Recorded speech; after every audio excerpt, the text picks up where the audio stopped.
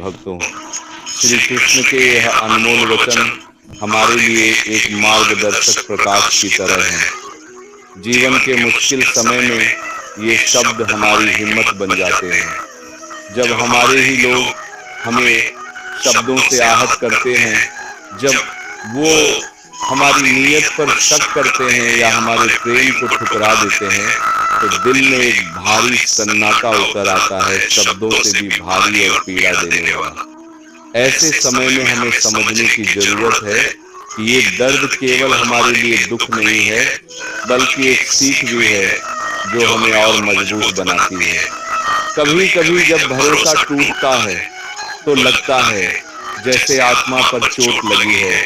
आंखों से आंसू निकलते ही दिल का बोझ हल्का नहीं होता, वो सीधे अंदर तक काटता है। ऐसे पल में हम खुद से सवाल करते हैं, ऐसा क्यों हुआ? पर समझिए कि संसार में कुछ भी बिना कारण नहीं होता। जब कोई हमारे दिल को आहत करता है, उसे ईश्वर की तरफ से एक संकेत समझिए।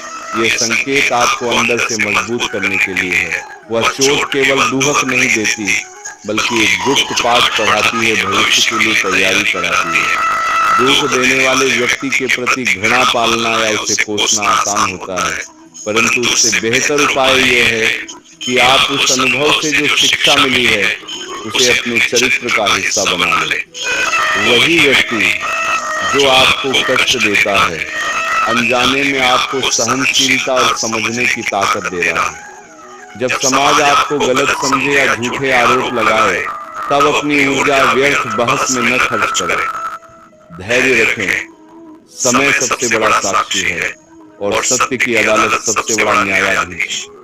जो लोग आज आपको गलत समझते हैं, कल वही आपके सत्य और तप के आगे झुक सकते हैं। जीत वही है जो आप संयम और मर्यादा में जीकर हासिल करें, प्रतिशोध से नहीं। लोग अक्सर दूसरों को अपने अनुभवों की सीमित नजर से देखते हैं।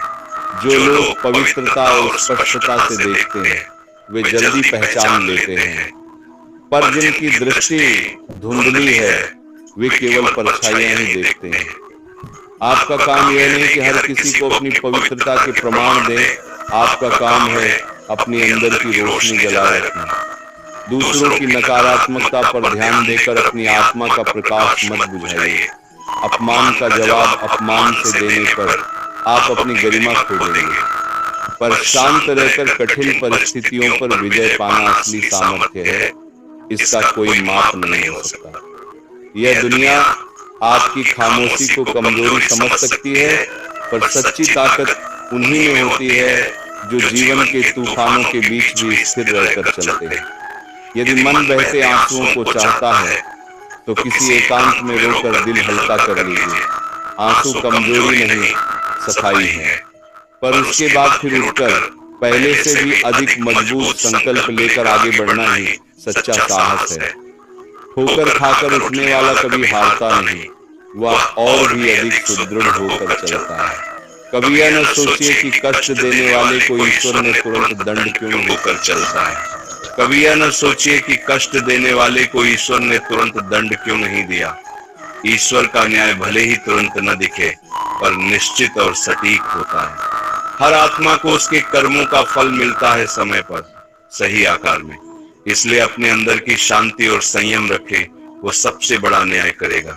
अब इसे और आसान भाषा और उपयोगी रूप में बांटकर समझते हैं, छोटे हिस्सों में, सुझावों और उदाहरणों के साथ।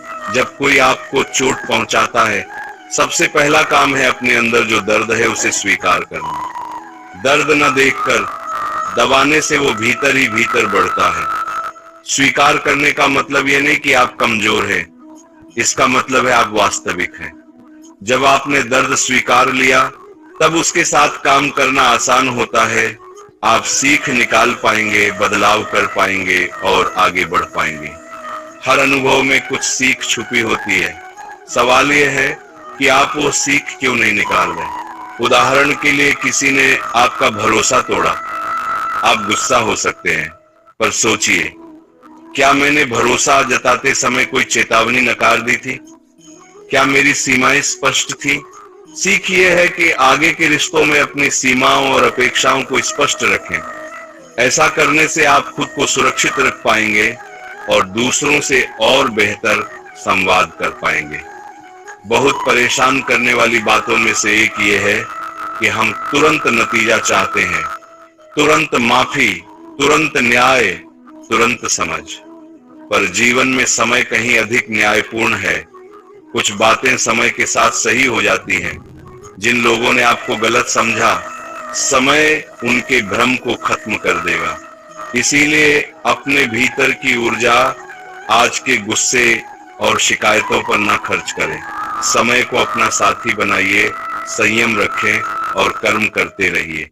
शांति से जीना मतलब घुटकर जीना नहीं, शांत रहना मतलब विवेक के साथ कार्य करना।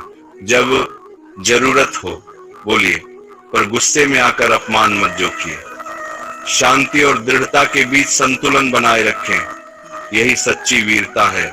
बहुत से महान लोग शांत उठते हैं और बड़े फैसले समझदारी से लेते हैं। आप भी इसी तरह रहें। आंसू बहाना जरूरी है, यह भावनाओं को बाहर आने देता है, मन हल्का कर देता है। एकांत में आराम से रोना आपके मन को साफ करता है, पर उसके बाद उठकर बेहतर निर्णय लेकर आगे बढ़ना अत्यंत आवश्यक है। रोक कर बैठने से कुछ नहीं होगा, ठोकरें सबको मिलती हैं, पर जो संभल कर आगे बढ़ता है वही विजयी होता है। यदि आप प्रतिशोध की आग में जलेंगे तो आप खुद जले उठेंगे। इससे न सिर्फ आपकी मानसिक शांति जाती है, बल्कि आप अपनी ऊर्जा और समय बर्बाद कर देते हैं। बेहतर है कि आप अपने समय और ऊर्जा को अपने विकास में लगाएं, अपने काम में, अपने परिवार में, अपने स्वास्थ्य में। यही असली विजय है।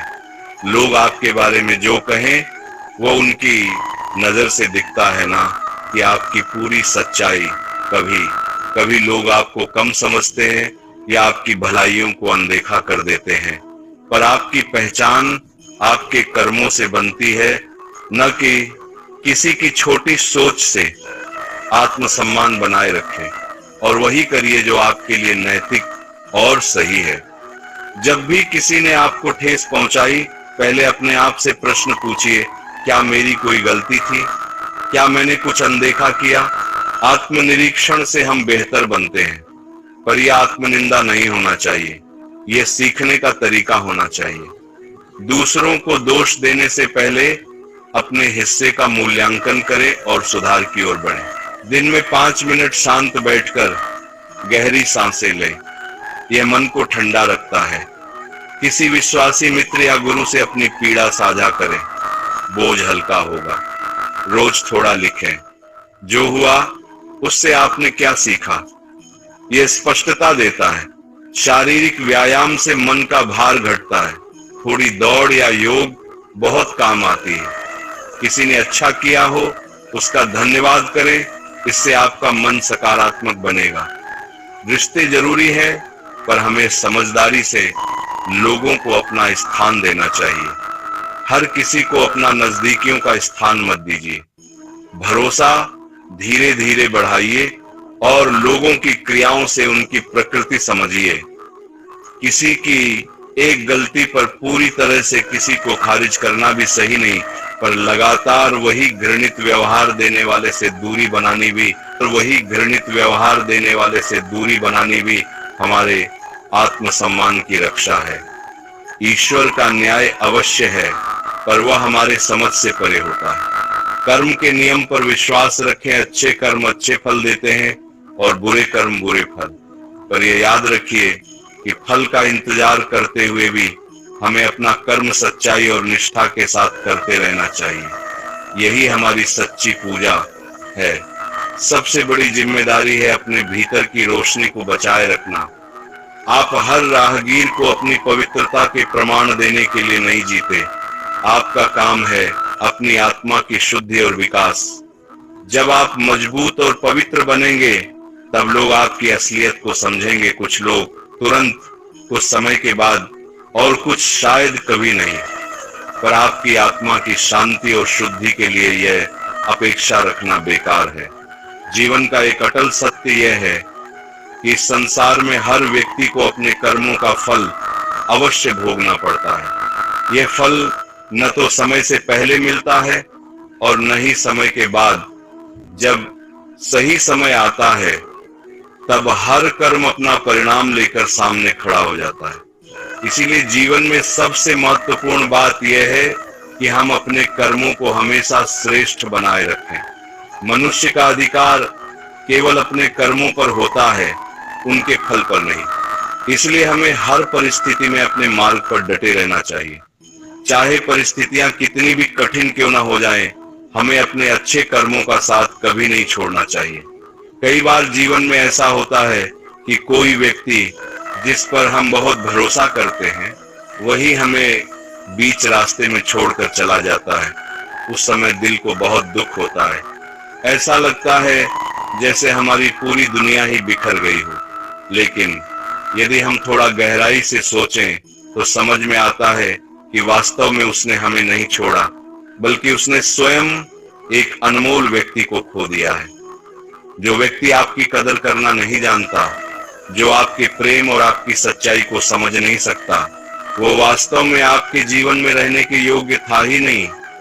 ईश्वर की व्यवस्था बहुत अद्भुत होती है। कई बार भगवान हमारे जीवन से कुछ लोगों को दूर कर देते हैं।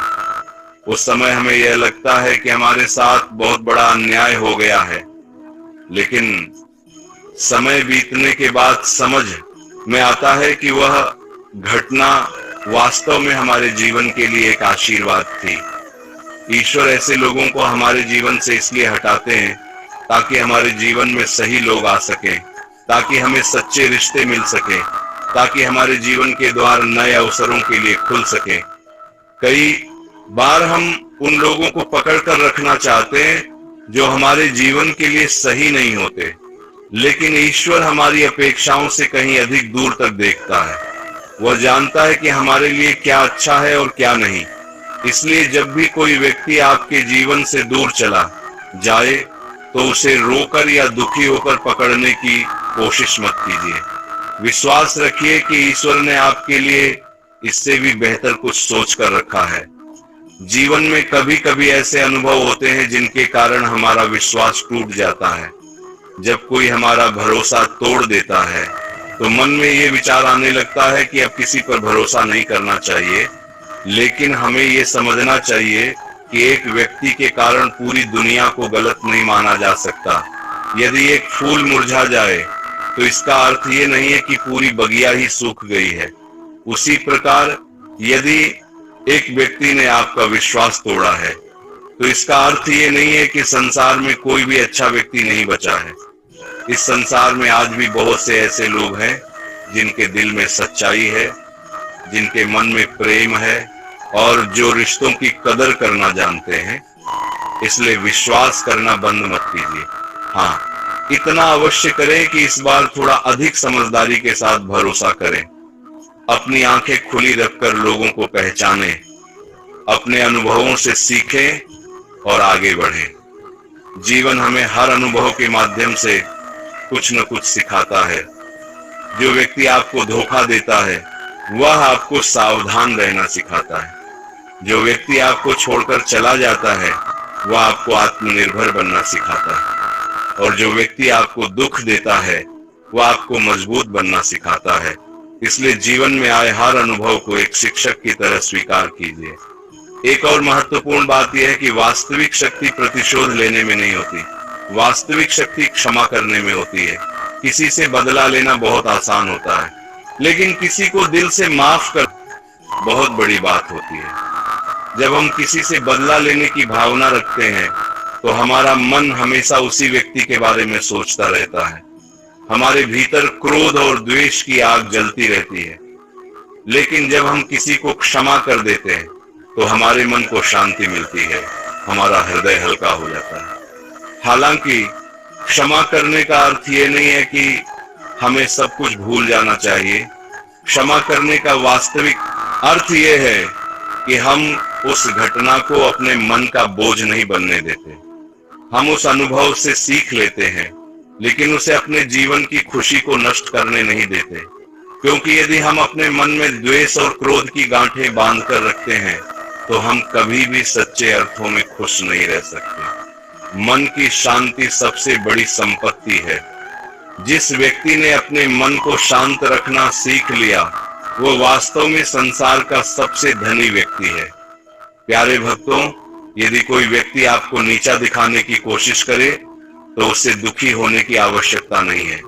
याद रखिए, हीरे की पहचान किसी की बातों से नहीं होती। हीरे की असली पहचान उसकी अपनी चमक और उसकी कठोरता से होती है। उसी प्रकार आपका मूल्य भी किसी दूसरे व्यक्ति की राय से तय नहीं होता। आपका मूल्य आपके कर्मों से तय होता है। आपका मूल्य आपके चरित्र से तय होता है और आपका मूल्य आपके व्यवहार से तय होता है। इस संसार में लोग तरह तरह की बातें करते हैं। कुछ लोग आपकी सफलता से खुश होंगे, कुछ लोग आपकी सफलता से जलेंगे और कुछ लोग आपको गिराने की कोशिश भी करेंगे। लेकिन यदि आप अपने मार्ग पर सच्चाई और ईमानदारी के साथ चलते रहेंगे तो अंत में जीत आपकी ही होगी। समय बहुत शक्तिशाली होता है। समय हर व्यक्ति का असली चेहरा सामने ले आता है। जो लोग आज आपको समझ नहीं पा रहे हैं, वही लोग कल आपकी प्रशंसा भी करेंगे। इसलिए लोगों की बातों से ज्यादा अपने कर्मों पर ध्यान दीजिए। यदि इस समय आपके जीवन में कुछ बुरा घटित हो रहा है तो निराश मत होइए। यह मत सोचिए कि आपका पूरा जीवन ही दुखों से भर गया है। जीवन एक पुस्तक की तरह होता है। इस पुस्तक में कई अध्याय होते हैं। कुछ अध्याय दुख के होते हैं, कुछ अध्याय संघर्ष के होते हैं और कुछ अध्याय खुशी और सफलता